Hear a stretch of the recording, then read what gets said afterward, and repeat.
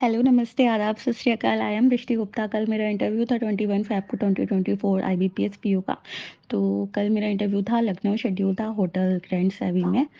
और वहाँ पे एक लड़की थी जिसका बहुत गंदा इंटरव्यू गया था। और वो शायद जनरल या ओबीसी कैटेगरी से आई थिंक थी। हाँ, वो जनरल थी या फिर ओबीसी कैटेगरी से थी। पैनल 6 या फिर पैनल सेकंड में उसका इंटरव्यू था। उसका इंटरव्यू बहुत ज़्यादा गंदा गया था। वो वहाँ से बाहर आके बहुत ज़्यादा रो रही थी। तो हम सब ने उसको समझाया कि इट्स ओके, हो जाता है, बट स्टिल उसका बहुत गंदा एक्सपीरियंस रहा था। 2 मिनट में ही उसको बाहर कर दिया था इंटरव्यू से। उसका रीज़न क्या था, किस वजह से उसको साथ ऐसा हुआ, क्यों उसका सारा का सारा बैंक की मेहनत बेकार गई, उस बारे में बात कर लेते हैं जल्दी से। तो हाँ, उसका इंटरव्यू 8:30 बजे फर्स्ट शिफ्ट में मेरा भी इंटरव्यू था। और वो जो भी नॉर्मल जनरल और ओबीसी के वाले कैंडिडेट थे उनका भी तभी था।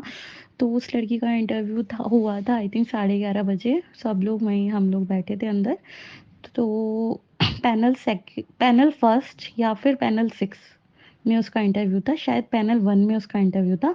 नॉर्मली जो जनरल और ओबीसी कैंडिडेट थे उनका पैनल 1 में ही इंटरव्यू था।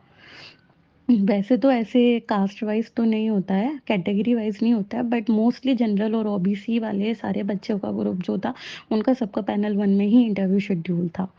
तो उसका भी शायद पैनल 1 ही था। और वो जब इंटरव्यू देने गई थी, तो 2 मिनट में उसको इंटरव्यू से बाहर कर दिया था। उसके कुछ रीज़न्स जो उसने बताए और बच्चों ने भी बताए, क्योंकि वो तो उस टाइम बहुत ज़्यादा रो रही थी, तो उससे ज़्यादा क्वेश्चंस तो हमने नहीं पूछे थे। लेकिन उसके लिए हम लोगों को बहुत ज़्यादा बुरा लगा था, उस लड़की के लिए। तो उससे वो अंदर गई, अंदर जाने के बाद तो उससे उसने ना ज़्यादा ऑनेस्टली आंसर्स दे दिए थे, तो ज़्यादा ऑनेस्ट भी नहीं होना है। क्योंकि उसका 12th में काफ़ी कम मार्क्स थे और ग्रेजुएशन कर रखी थी उसने।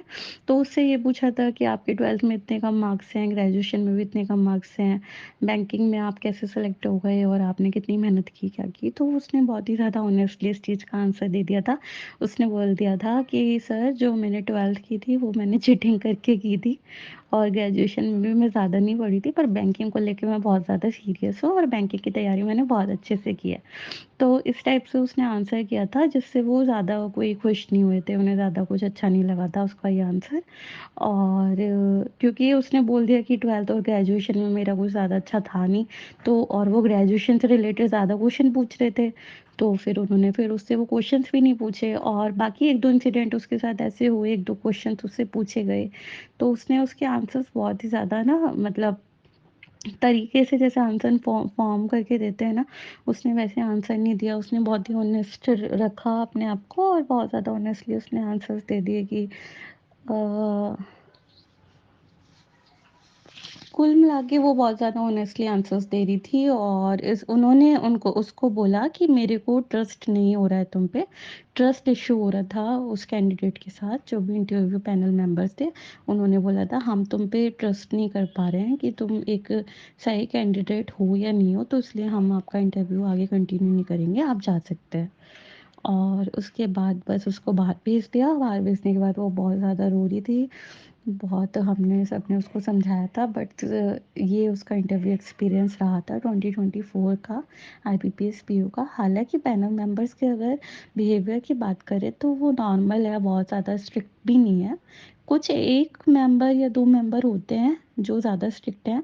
उसके केस में पैनल 1 में जो मैम थी उन वो थोड़ा-सा ज़्यादा स्ट्रिक्ट हो गई थी उसके साथ। और बाकी एक फीमेल कैंडिडेट थी जो आप सब लोग जानते हैं, बाकी 4 मेल होते हैं। तो इस टाइप से उसका इंटरव्यू था, एक्सपीरियंस। तो ऐसे 1-2 बच्चे थे जिनका इंटरव्यू बहुत ज़्यादा गंदा गया था।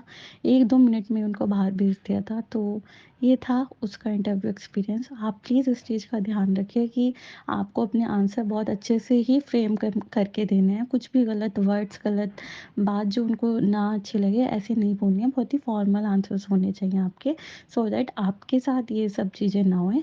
अच्छे से तैयारी कीजिए। All the very best. मेरा भी इंटरव्यू था, but I am a pH candidate, तो मेरा एक्सपीरियंस आप भी देख सकते हैं। बाकी जो पीएच कैंडिडेट्स हैं उनके लिए ज़्यादा ज़रूरी है, लेकिन जो भी नॉर्मल कैंडिडेट्स हैं, प्लीज़ आप इस चीज़ का ध्यान रखिए कि आपको अपने क्वेश्चंस कैसे फ्रेम करने हैं। और सीए सेक्शन यानी कि करंट अफेयर्स से ज़्यादा क्वेश्चंस पूछे जा रहे हैं, तो उसके बारे में अच्छे से पढ़ लीजिए। दृष्टि पीएच चैनल को लाइक कीजिए, सब्सक्राइब कीजिए, शेयर कीजिए। Thank you, bye bye.